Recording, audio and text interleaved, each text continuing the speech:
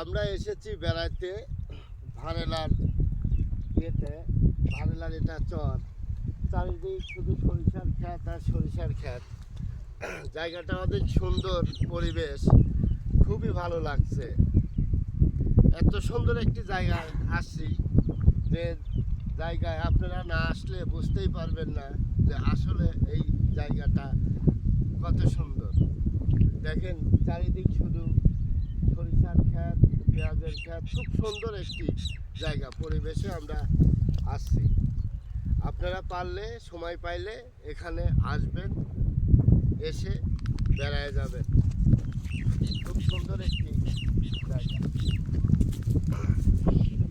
অনেক সুন্দর। এই শস্যের ফুলের থেকে মৌমাছি মধু নিয়ে, এটা হলে বাইরে মাছি নিয়ে যায়, সেটা মধু বানায়, আর সেই মধু আপনারা খান। আর এই শস্য বড় হলে এই শস্য ভাঙিয়ে তেল বানায়।